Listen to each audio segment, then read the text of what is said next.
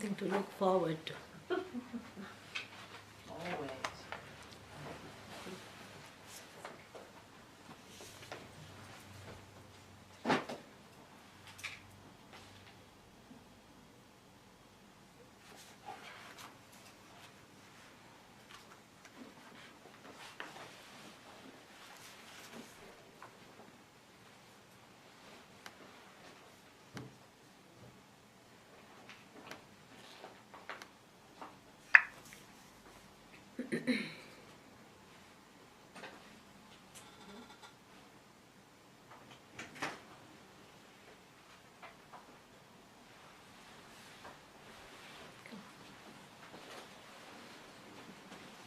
Chairs are there.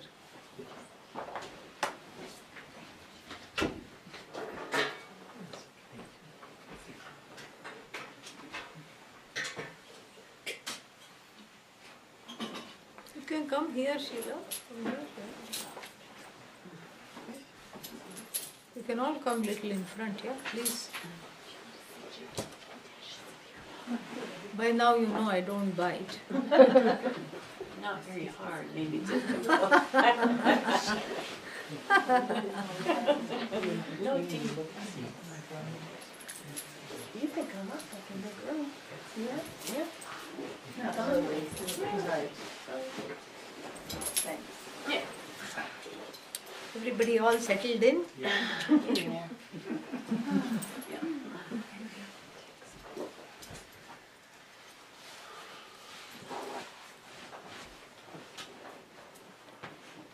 Om Sahana Bhavatu Sahana Bhunaktu Sahaviryam Karavavahai Tejasvinavadhitamastu ma vidvishavahai. Om Shanti Shanti Shanti. Om Namo Bhagavate Om Namo Bhagavate Vaivasvataya Mrityave Vaivasvataya Mrityave Brahma Vidyacharyaya Brahma Vidyacharyaya Nachiketa Secha Nachiketa Secha Nasamparayah Nasamparayah Pratibhati Balam Pratibhati Balam Ramadyantam Namadyantam Vittamohena Modham Vittamohena Modham Ayam Loko Nasti Paraha Ayam Loko Nasti Paraha Iti Mani Iti Mani Punah Punaha Punah Punaha Vashamapadyate me. Vashamapadyate me. Yeah. So this we are looking at, very beautiful verse, and talks a lot about one's own condition and who are the kinds of people unto whom this knowledge speaks. Who are these people to whom this knowledge talks? This is what we have to see. So last time we saw Balaha. Balaha means what? Children are not meant for this knowledge. You know, what kind of children? Emotional children. Emotional children. Not, of course, physical children, we are expecting them to be also emotional children. But physically adult, emotionally, wow, that this is the situation. Touchy, testy, taking everything personally, and fearful, always afraid. Due to what? Due to not having initiated a state of growth, spiritual and emotional growth. So this is what is the problem. That's why as people grow older, it is called second childhood. You know, because as they age, they get into their 80s and 90s, then the filters they had, some kind of a filter kept these things, social filters and some kind of etiquette filters which have kept these people, what's the word for it? Barely social, barely polite. Those are lifted because as one grows older, the inhibitions go away. And that's why they start acting extremely cantankerous, cranky, unreasonable, inflexible, and difficult to be around, And so, this is why they are called, this stage of life is called second childhood. Yeah, because it's like that has not been interrogated. Because the physical growth, like I said last week, happens on its own. You don't have to do anything to initiate physical growth. You don't have to do anything. It happens, the bones get stronger, teeth grow, teeth fall out, everything happens on its own. This is called Shad Vikaraha. This is in the hands of Bhagavan. What are the 6 modifications that everybody undergoes? Everybody. What are they? Born. And then survives the birth. Jayate, asti. Then grows, vardhate. Then blossoms. Not so fast. Yeah, so one more stage is there. In fact, that's the best stage. Blossoms, is at its peak. And this is a person in the 20s, perhaps, the first portion of the 30s, where you can digest a stone and everything is okay, nothing happens. You can pull 3 all-nighters, nothing happens. You can do whatever you want and nothing happens. Nothing at all happens and you are just invincible. You are huge. Why? Because you feel like you are in charge. Nothing can go wrong, nothing can happen. I am the best, east or west.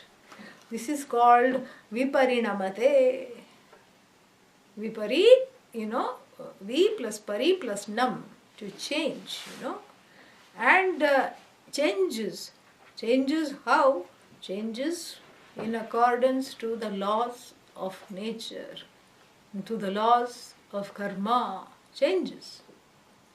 And what kind of change is this? Not for the good.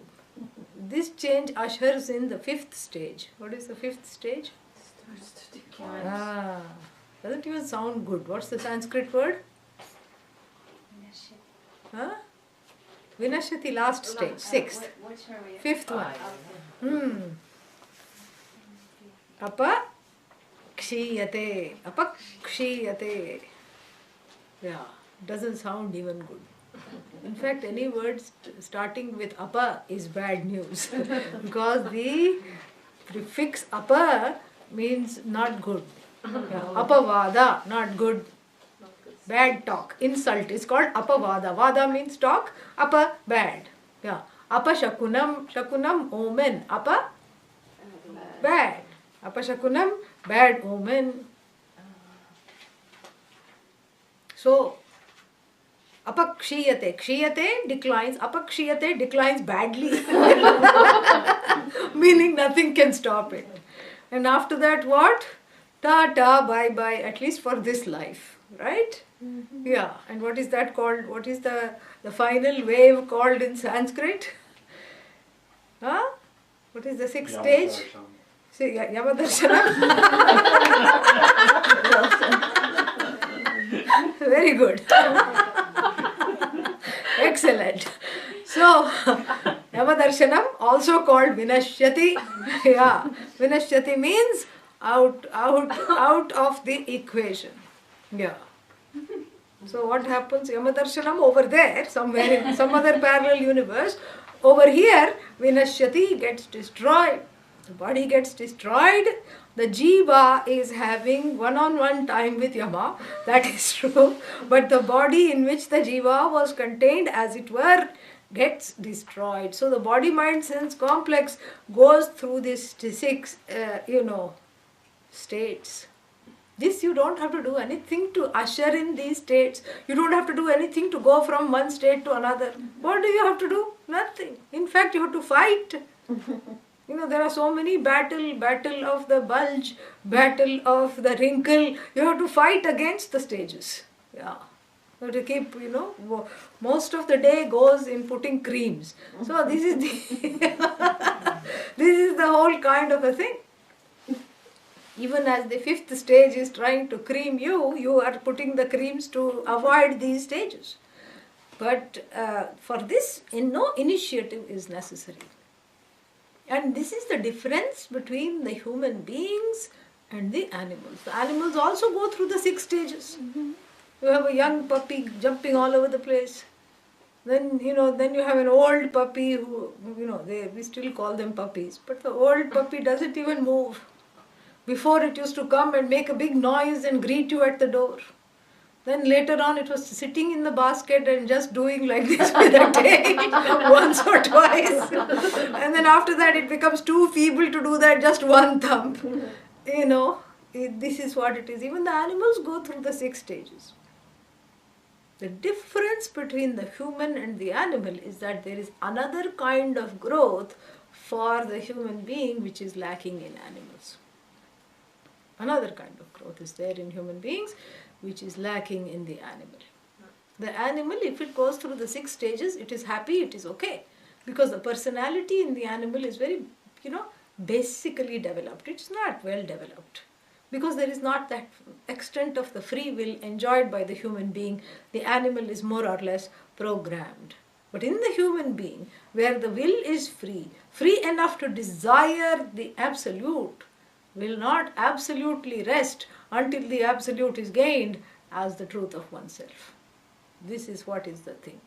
So therefore, one is not willing to let go of this desire.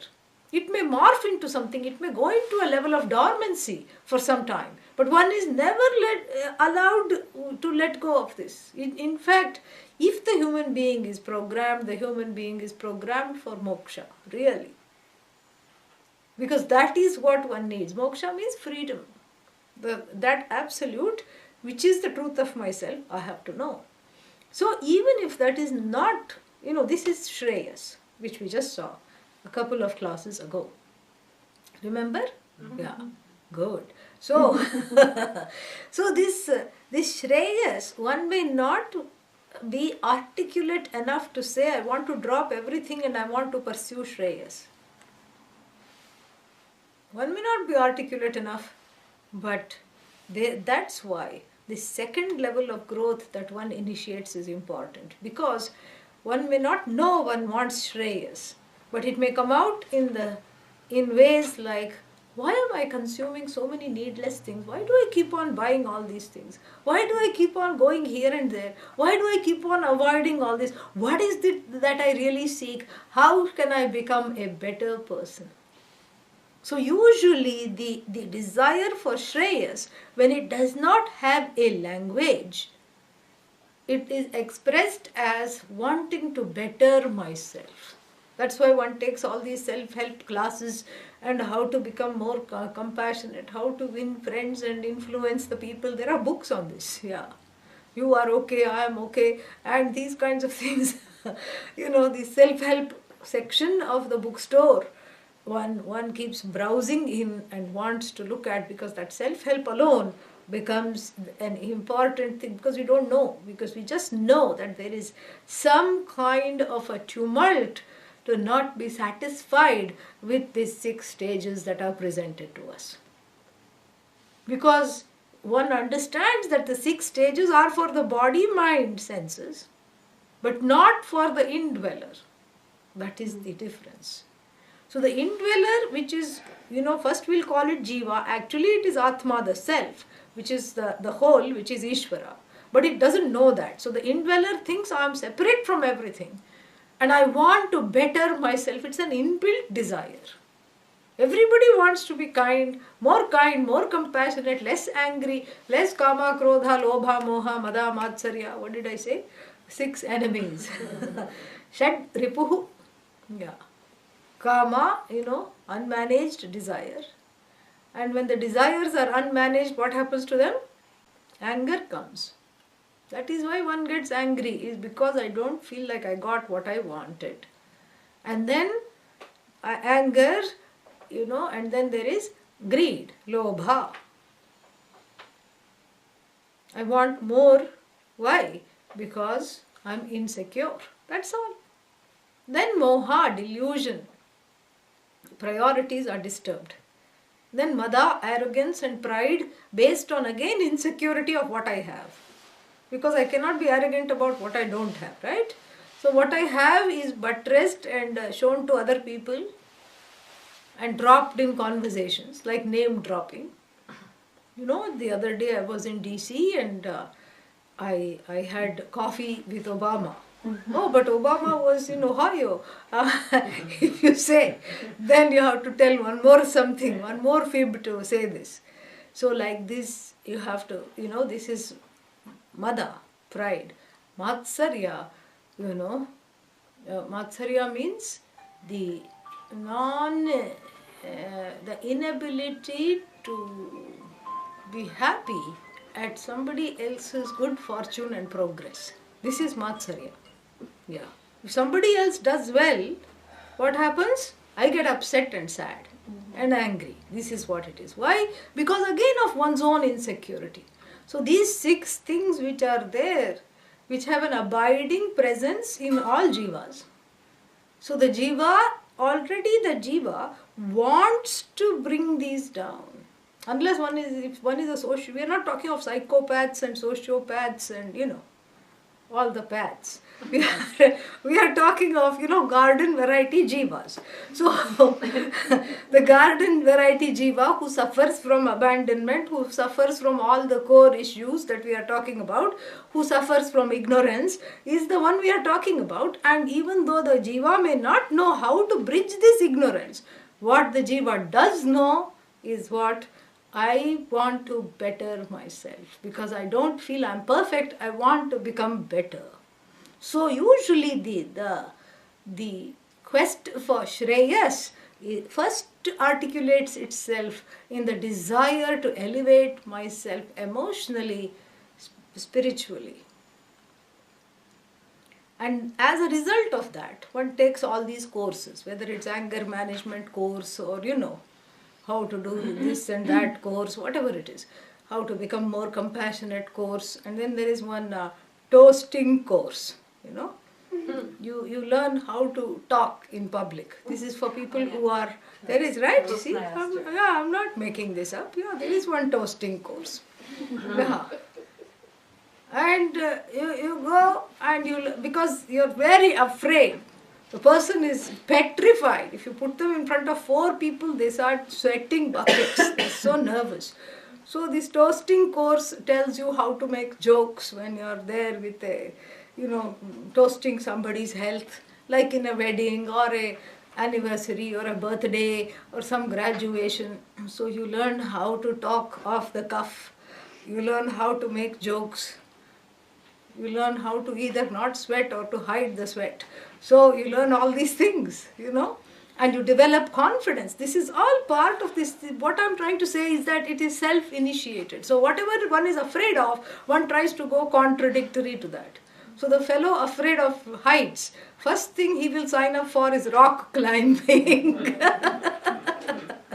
Yeah, very rocky affair. But you go for rock, because there is the sense of that conquest and accomplishment in these dangerous things. Dangerous means what? Not that they are innately dangerous, but they are dangerous because, why? Because one is afraid of it. Yeah, some things are innately dangerous also. But because one is afraid of it, one wants to conquer the fear, and one feels that conquering the fear will lead me to a better person. Correct? So these are all self-initiated attempts at growth. And now I want to say something about the self-initiated attempt at growth. Whether it is bungee cord jumping or rock climbing or toasting course, whatever you do, it is still self-initiated. And one important thing about this self-initiated is that gives a great satisfaction to the jiva. That, okay, I'm on the right track. I'm doing something to lose my inhibitions. I'm breaking the mold of who I think I am and who other people think I am. This is a very important psychological, spiritual, social and emotional growth. And without this, the human life is incomplete, unlike that of a cow. The cow is happy. Cow doesn't have to sign up for, ballroom dancing. Cha cha cha, cha cha cha. So it cannot say cha cha cha, moo moo moo. It will say. So, the cow and the bull will not be going around the room, doing polka. So therefore, what?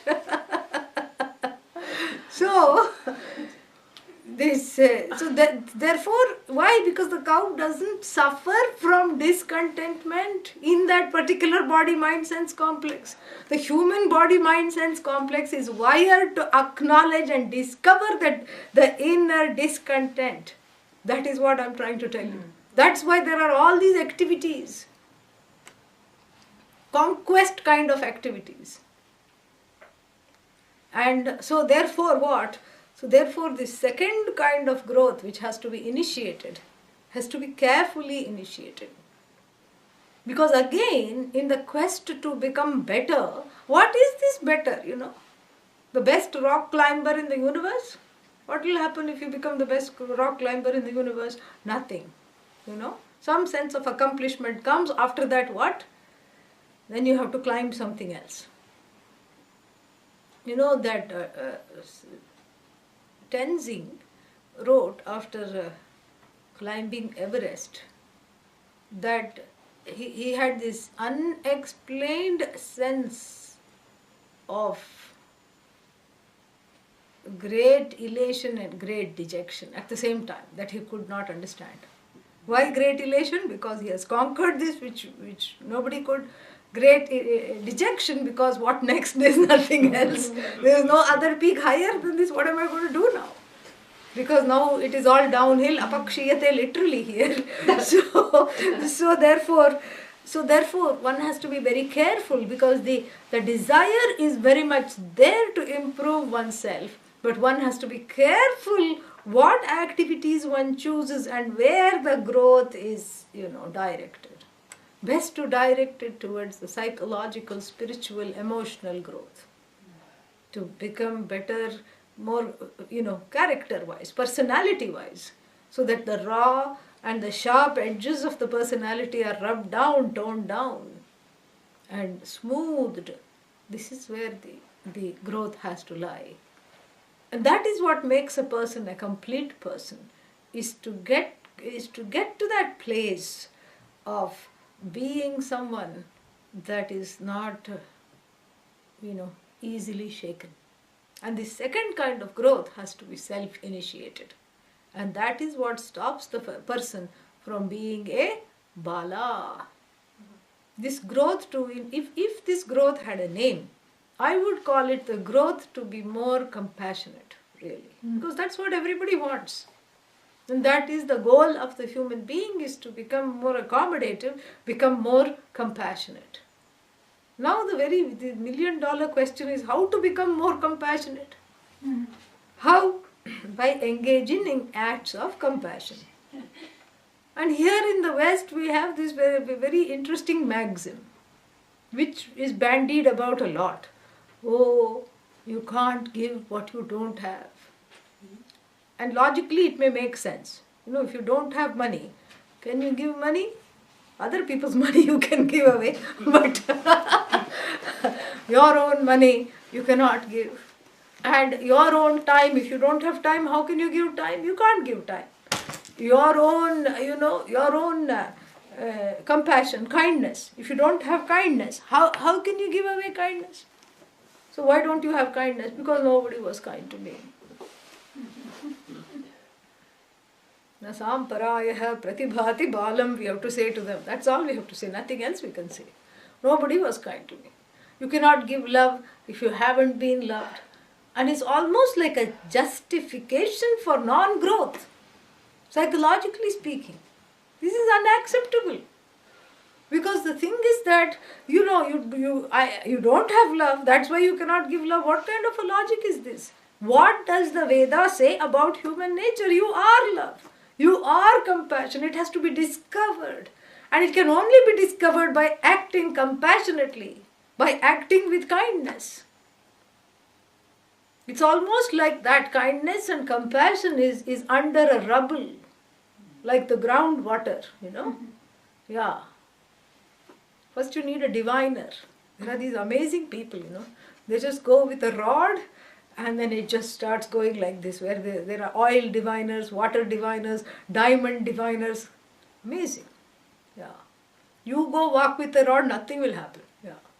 And this person goes walk the rod, it vibrates so much that it hits the person. The person has to really falls back. I have seen this. It's just really amazing. I don't know how they do it. Some gift, Bhagavan's gift. So, so first you have to see that you don't need a divining rod to know that one is the wellspring of compassion, that underneath all this rubble of raga dvesha pebbles, rocks sometimes, and raga dvesha rubble, and underneath all the kama, krodha, lobha, moha, mada, matsarya. I'm not going to translate it again. I think you know what I meant. The 6 enemies. Underneath the rubble of all the misconceived notions, I am not loved and therefore love is a commodity. If I have it, I can give it. Compassion is a commodity. I don't own it. How do you spell it? So how can I give it? It's underneath all these misconceptions, misperceptions, underneath the ahamkara, the ego that passes off as the self, is the Sat Chit Ananda. Underneath means not really underneath. It's not located. Okay, it is that in which everything is located.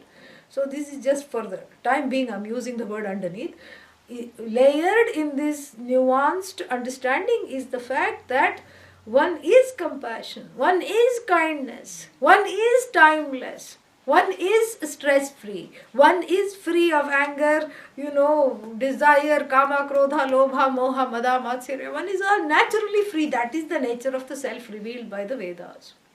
It has to be discovered by acting upon those very qualities that one thinks one lacks. This is the key to not being a perpetual bala up to the second and the third childhoods,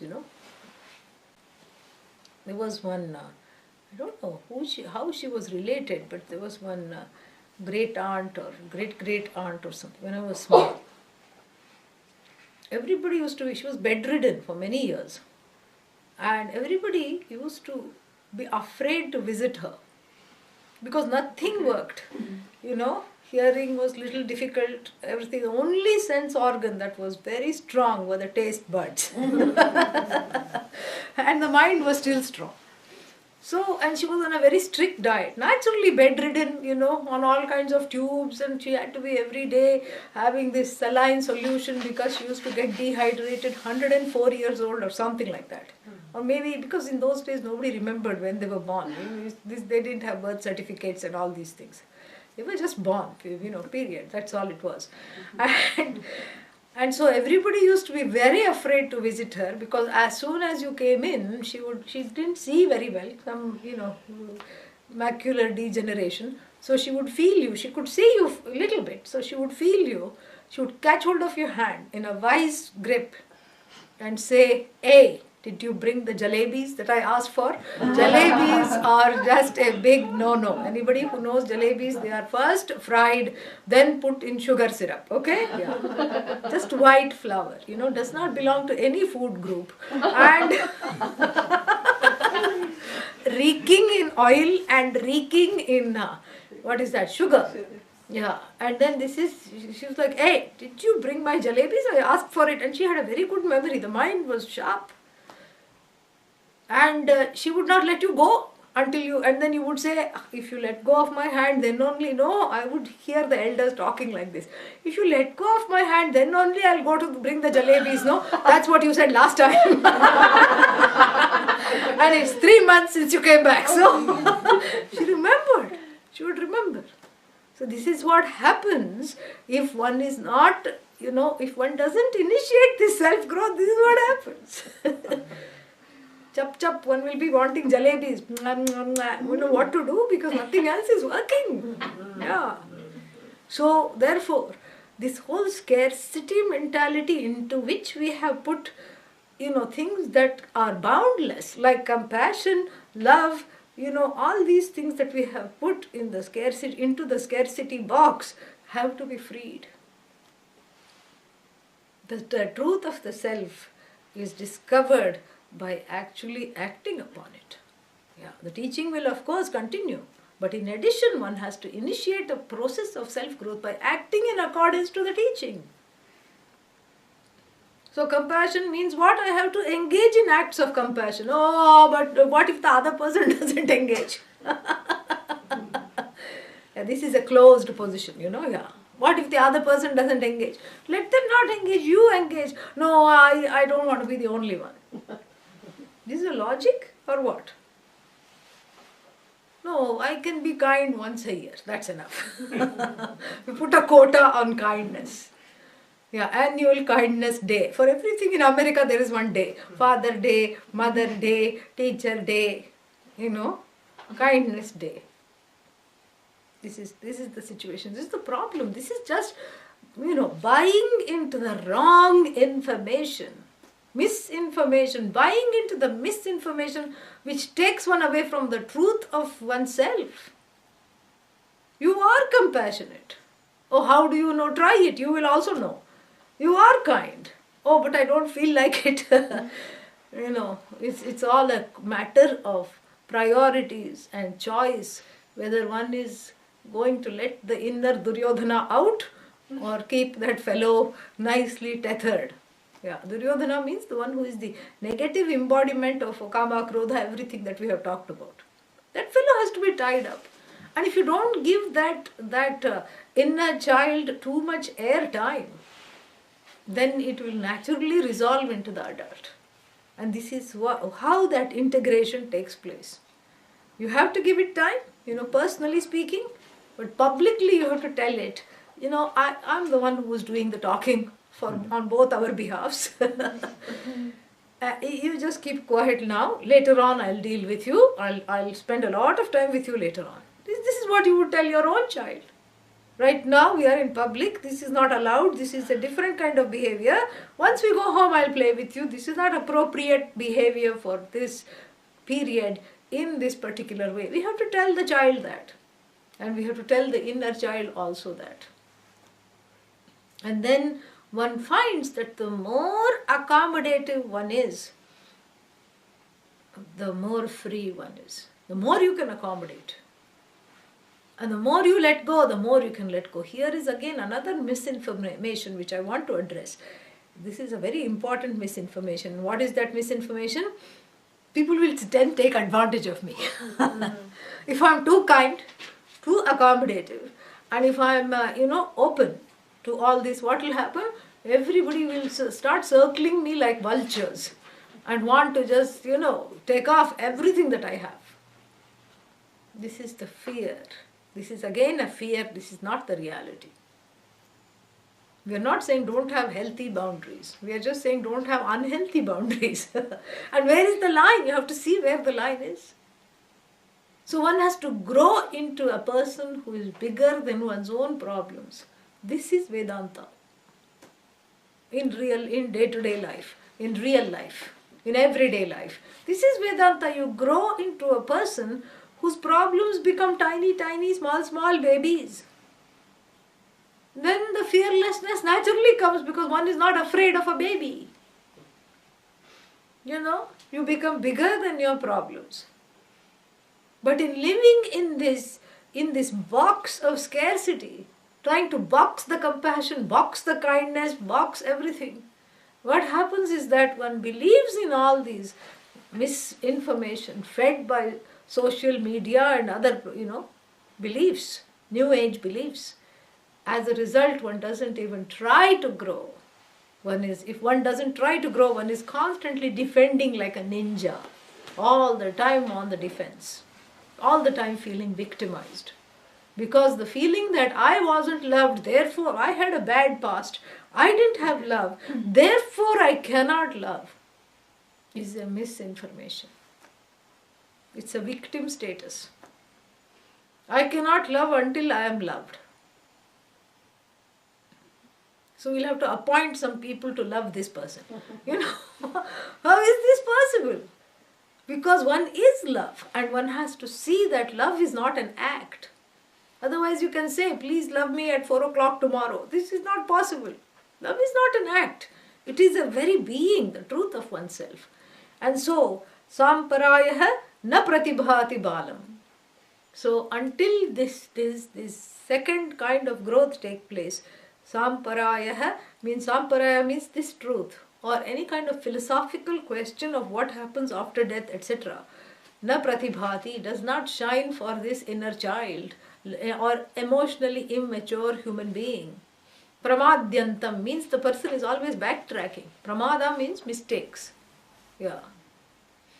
In Tamil language, pramadam means wonderful, but that is not the correct, understanding.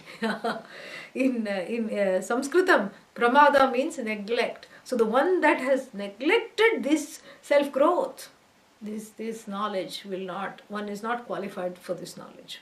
If you don't initiate this self-growth, the knowledge will not appeal to you, will not speak to you. And as a result of this neglect, you will become what? Vittamohena mudham, deluded by false sources of security like money, etc. And then what? This is a very important part. Ayam lokah asti na paraha iti mani. Mani means manin, the one who thinks. All that is here is this reality alone. This reality means what? Mithya. Mithya becomes what? If Satyam is not known, Mithya is taken for Satyam. Ultimately, Mithya resolves into Satyam. There is no Mithya, there is only Satyam. But if you don't know the two, and that one resolves into other, one is as though one is absolute, then the relative is taken for the absolute. I said this one time and they said, which relative, father or mother? I said, never mind. Are you talking of immediate relative or distant relative? I said, you speak to me later, okay? Yeah. So when the relative is mistaken for the absolute, then the absolute absolutely has no place at all. Because the relative becomes real. Every emotion becomes real. Fear becomes real. Anger becomes real. Jealousy becomes real. Sadness becomes real. Because the real is compromised, is not understood. So this is not about this is, ayam lokah asti na paraha doesn't mean living in the moment. That's not what we are talking about. Living in the moment means living as Sat, as the truth of everything. But here, living as Mithya, and when you don't know Sat, Mithya itself becomes Sat and one suffers. Because if Mithya becomes Sat, everything that is temporary becomes permanent. What to do then? So 5 minutes of sadness one cannot tolerate because one thinks it is always like this. This is what happens. One is not able to see it as fleeting sensations on a canvas, and one has to identify with a canvas that is the Atma, the self. Like when the clouds go through the sky, so many formation. Now we have names for them. Nimbus, nice name, no, for a cloud. I have always liked that.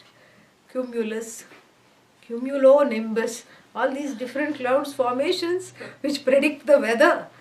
And in one day you see, if you have a time-lapse series of photographs or video, then you see all these clouds, various formation.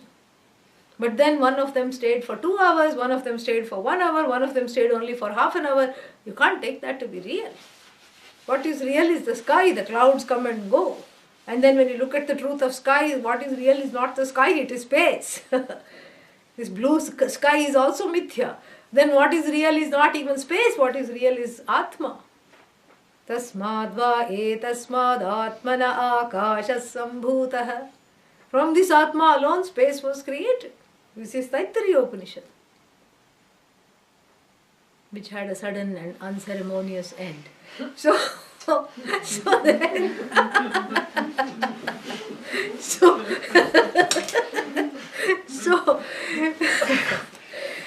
then this is what so pramadyantam vittamohena mudam ayam lokah asti na paraha iti mani. Then what happens to such a person? Punah punaha means what? Again and again and again and again and again and again. How many agains? as much as possible you keep saying, because infinitely, endlessly, again and again. Punah punaha vasham. Vasham means under my jurisdiction. Whose jurisdiction? Yama darshanam. Yes. under Yama's jurisdiction. Yama is talking. Yeah. Under my jurisdiction. Punah punaha vasham apadyate. Apadyate, pad means what? Yeah. Here pad means to lose the footing. Yeah.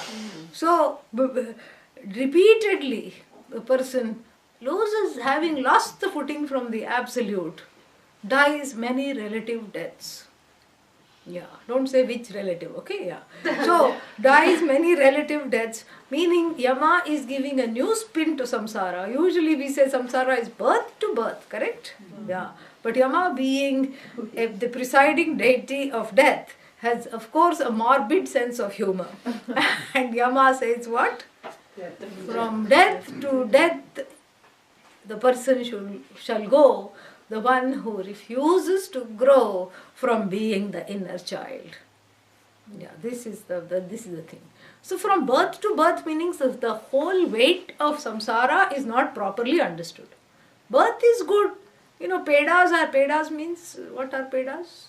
Sweets. Yeah, some kind of, calorie balls and laddus and pedas are distributed when the child is born. It is called vriddhi. Oh, there is a good news.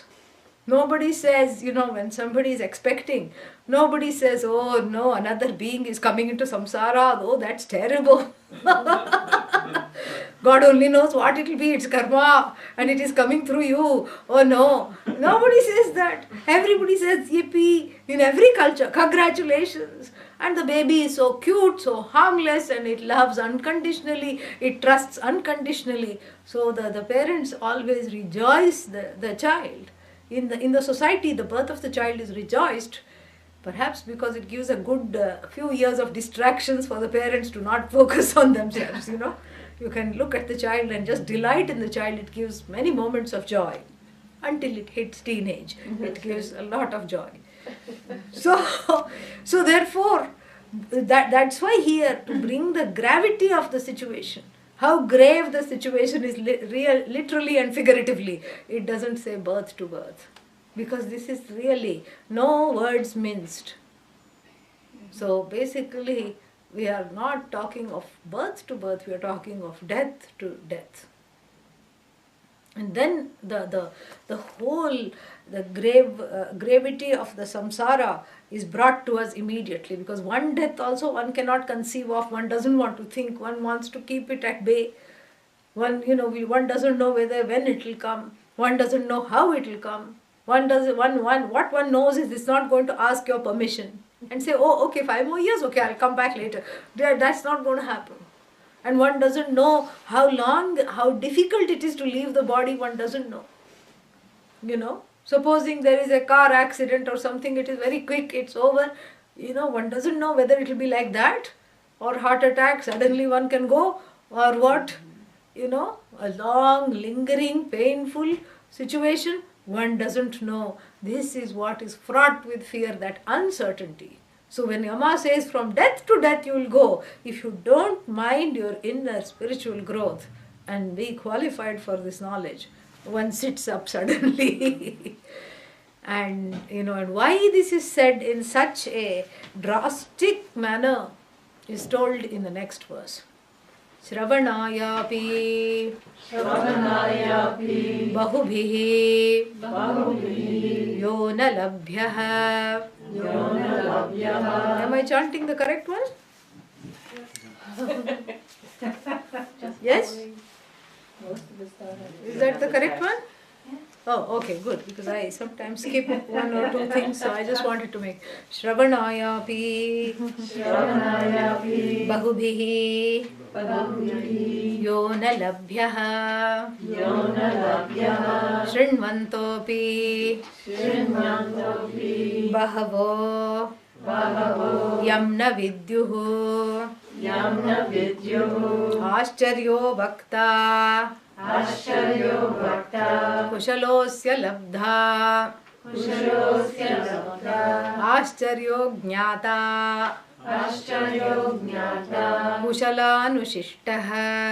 कुशलानुशिष्टः. This is very important, wonderful verse, and this is so important that the Bhagavad Gita has taken it. Where in chapter 2, Ascharyavat pashyati kashchidenam, Ascharyavat shrunoti kechidanyah. That is the verse, same thing. So this is almost verbatim taken into the Bhagavad Gita. It's a very important verse. Shravanaya means, so why is this inner growth important? The inner growth is important because the knowledge is so important. And if the inner growth is not there, the knowledge, how it won't take place and how it one keeps missing and what is the importance of this knowledge is revealed in the next verse. Shravanaya means for the sake of listening, fourth case. Like Ramaya, Shravanaya api, even to listen. Bahubhihi, by many. Yaha, that which na labhyaha, is not available. So that knowledge which is not available by many to even to get a chance to listen to. You see, this is very important. Meaning what? That one could be in the class and then what will happen? Just before this verse, sleep could overtake. So therefore, Shravanaya api bahubhihi yona labhyaha. Or the sleep hasn't overtaken. The mind suddenly got caught into what happened as I drove here. You know, what all happened. And so that is also another way in which physically the body is there, but the mind is gone. Physically the body is there, but sleep has come and therefore the mind has gone. And then what else? Even sometimes physically the body is not there. Why? Had every intention of coming to class. Suddenly got hungry and had to eat instead. So many things can happen. There are so many slips between cup and lip. We have heard of this. And also the interest may not be there. And why is the interest not there? Because what we have said in the last two classes has not been interrogated. Still an inner child is prevalent, and as long as the inner child wants to come and play, it does not want to come to class. You know, you ask and see what the answer will be. It will say no. So, Shravanaya api bahubhihi, this knowledge is the sacred knowledge. Shravanaya, in order to listen, also api bahubhihi, by many, yaha, this knowledge, na labhyaha, not available for many people even to listen to. And talk, what to talk of just anything, just think about all the lay people everywhere, the common masses everywhere. Where are they headed? Prayers.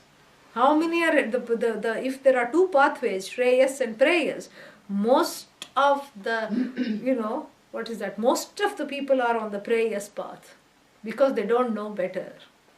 Few people dressed in orange are walking on the Shreyas path. It's a very lonely path. But lonely means what? It is, deserted in that sense. It is not peopled. So therefore, it requires great maturity to choose this knowledge. So therefore, Shravanaya api bahubhihi yona labhyaha.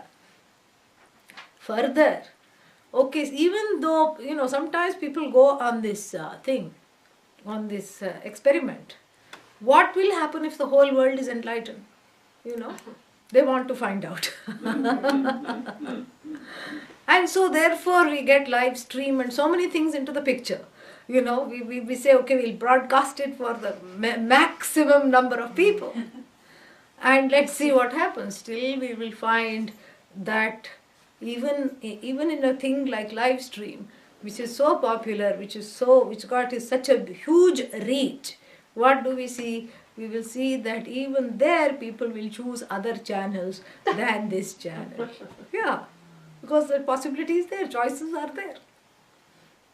So then as long as other choices shine, we saw this in Shreyas and Prayas, as long as Prayas is glimmering, glittering, pretending to be gold, Shreyas will stay in the background. Yeah, that is what the whole thing is. Shreyas doesn't advertise itself, you have to seek it. You're wired to seek it, but you have to seek that. And so therefore you can broadcast it, through live stream and on the world's biggest megaphone. Tattvamasi, you are the whole, you don't need anything else. And then what? They will switch the channel. And then what? Even if they don't switch the channel, even let's say through this live stream, thousands of people are watching right now, How many are really going to understand? That is the next thing. Shrinvantaha api, even the listening ones, bahavaha, multitudes of them, yam, that which na vidyuhu, do not understand. That is why the Upanishads were not colonized. So the British people, with their divide and rule, could take away everything. They took away the culture by introducing English education. They took away the lifestyle. They took away so many things. They divested the country of all its ways of life. But they could not touch the vision. Why? Shrinvantopi bahavo yanna vidyuhu. Could not understand.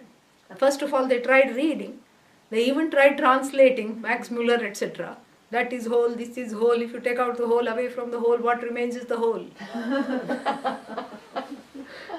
What did you understand? It defies logic, because if you take something away from something, what should be left is a big hole, H-O-L-E. But here we are talking of a hole with a W in front of it, the whole.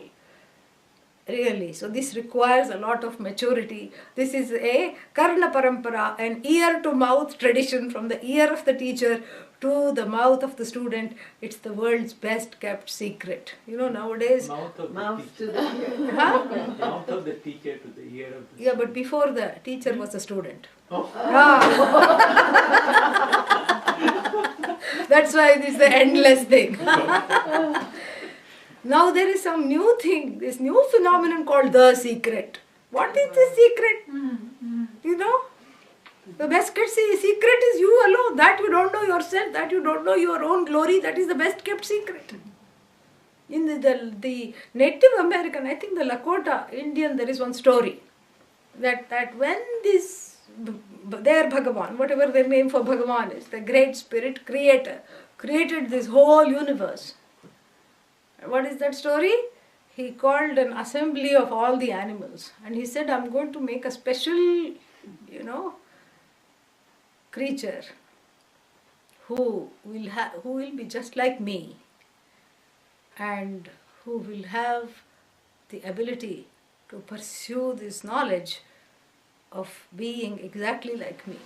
But I don't want this knowledge to fall into the wrong hands at the wrong time. Where should I hide it? And the eagle said, give it to me, master. I have the highest, I have the nest on the highest of cliffs. I will hide it there. And then the fish said, give it to me, O God. I will take it to the depths of the ocean and hide it there. Bhagavan said, no.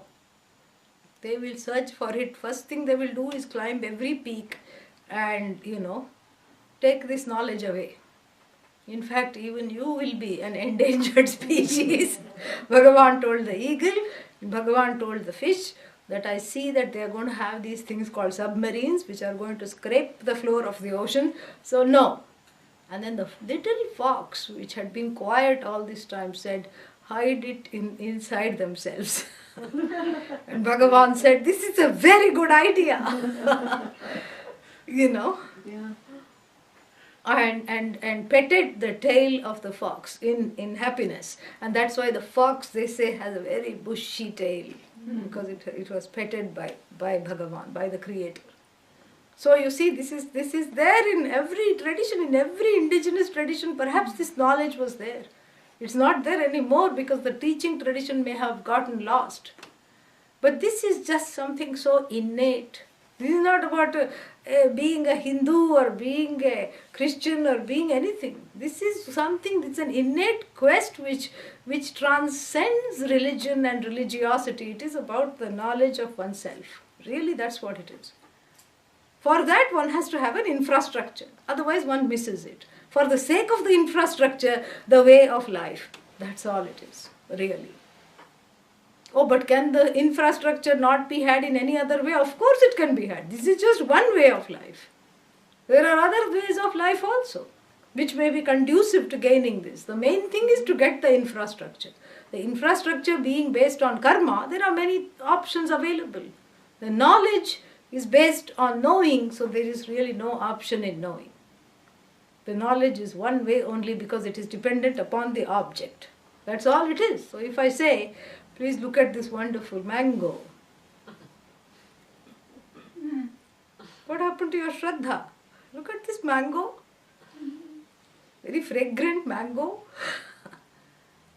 Last mango of the summer season. What will you say? This is a trick. We have to wait and see what the point of this trick is. Right? Yeah. So, that means what? Knowledge is as true as the object. You cannot make out of knowledge something that it is not. So that I am the whole. This is something which has to be proven. Proven means what? Understood. So you have to give it the ability, you have to give yourself allow yourself the privilege of being open to the pramana, to the means of knowledge. Just like the eyes do not lie, your own eyes are the means of knowledge to see that this is no mango. By any stretch of the imagination, this is not a mango. Similarly, the words of the Upanishad, properly handled by the teacher, are the means of knowledge to see the truth of who one is after going through the rubbles of notions and wrong ideas and understandings. The wrong notions are dropped in the wake of which knowledge, that is what it is. And if we don't understand this, we can listen for 1,000 years and nothing will happen. Like a buffalo standing in the rain. What happens? Nothing. Yeah, that is the idea. So, this is the whole thing. So, Shrinvantaha, even though listening, Bahavo Yamna Vidyuhu. Many people do not understand which. Because the attitude to the listening should be that I am getting a new pair of eyes to see and discover the truth of myself, which I cannot do otherwise. Should be the attitude. This is what is called Shraddha. Is pramana pravrittau Shraddha. In the pramana, in the operation of the pramana lies my faith, my Shraddha. That is what is Shraddha here. Pending understanding, I have to have a little bit of I have to help myself with the hope and with the desire that what I am seeking is really this, and this will deliver. Otherwise, it will not speak. Otherwise, Vedanta becomes an academic pursuit. Somebody came to Swamiji a few years ago. The man said, I have studied Kathopanishad. I have studied Kenopanishad. Okay. I have studied Mundakopanishad. Okay. I have studied Mandukyopanishad. All right. I have studied this Upanishad, that Upanishad. I have studied all the Brahma Sutras. I have studied Bhagavad Gita. Yes, what is your point? I have studied for a long time. I know everything, but nothing has happened. Nothing has changed. That means what? That you have studied it all right, but you have studied it as an academic discourse. How many times word Tvam comes in Chandogya Upanishad? This is something to study. You become like a counter. What is the difference? Which is the older Upanishad? I mean, what does it matter after 5,000 years? Who is counting? What is the oldest Upanishad? And what is the style of this Upanishad versus that? One is still, even though one is focused on Shreyas, one is approaching Shreyas with the attitude of Preyas. Therefore, it doesn't speak. It becomes just verbiage. You start becoming a word counter and a proofreader, and this is a very sad thing. Therefore, the Upanishad doesn't touch you. There is so much armor there is that armor of fear, mistrust, not letting the thing in.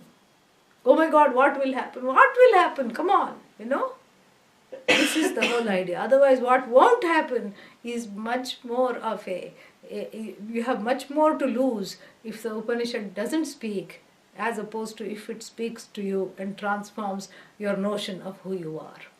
You have much more to lose if it doesn't speak, because otherwise it's a waste of time. Why come to class even if it's one is not being transformed? And then Shrinvantaha Yamna Vidyuhu, then Ascharyo Vakta. Vakta means Acharya. Acharya means the speaker, teacher. Acharya is described here as Ascharya. Ascharyo Acharya, Ascharyo Vakta. Ascharya means wonder. Ascharya means a total wonder. The teacher is a wonder. Yeah. Why is the teacher wonder? Because it takes a certain compassion and creativity to teach Vedanta. You cannot, you cannot afford not to have a sense of humor. Imagine otherwise how this will sound. The Upanishad says you are the whole. Yeah. And please don't doubt that you are the whole. Because if you doubt that you are the whole, then you will get depressed. And then and if you are the whole, I also must be the whole, So that's what they say. And then this Upanishad also says you are the whole. And the next one that we are about to study on Friday, what is the name of that? Shvetashvatara Upanishad. That also says you are the whole. And there also some sages came to ask the question. And here Nachiketa was asking the question.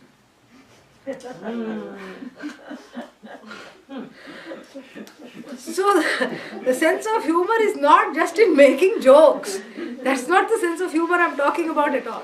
One has to be, this is a very humorous situation, that being the whole, I don't know that I'm the whole. This is funny.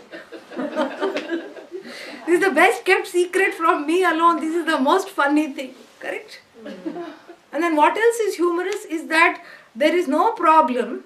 Correct? There is no problem. And here the class is being touted as a solution to the non-problem. So here is the non-problem to the solution, the non-solution to the non-problem, or the solution to the non-problem.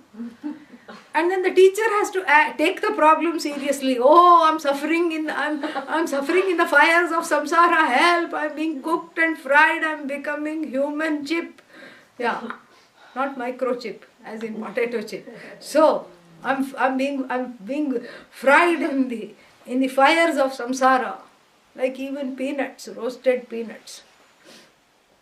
That's what the boy coming to the teacher in the Viveka Chudamani says, that Durvara Samsara Davagni Taptam, I'm being roasted by the bad fires of bad fortune. And so one has to take it seriously, so that is where the compassion comes and the humor comes, because the whole thing is a series of paradoxes. Yeah. The non-problem is resolved. Correct? The non-problem is as though taken seriously, and the language of duality is conveyed through the greatest duality between the teacher and the student.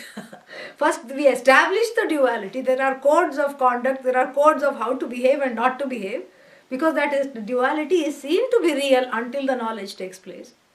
But even after the knowledge takes place, one doesn't go and slap the teacher on the back and say, yo, teach, how are you doing?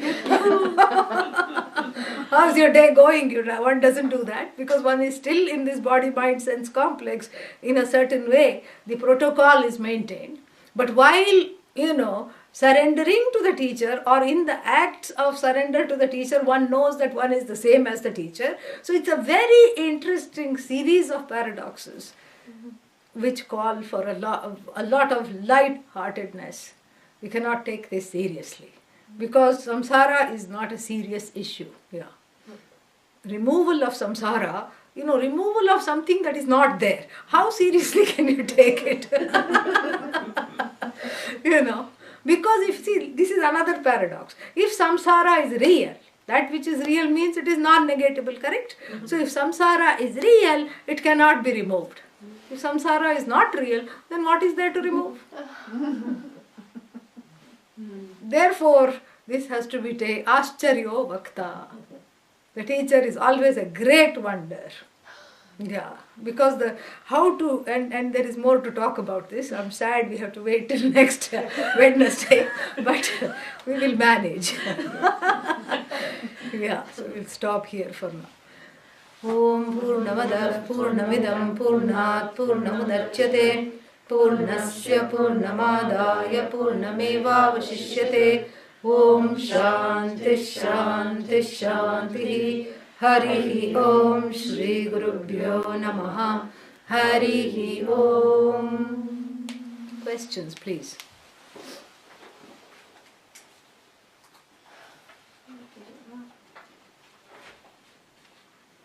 Questions? Any questions? Offline, online?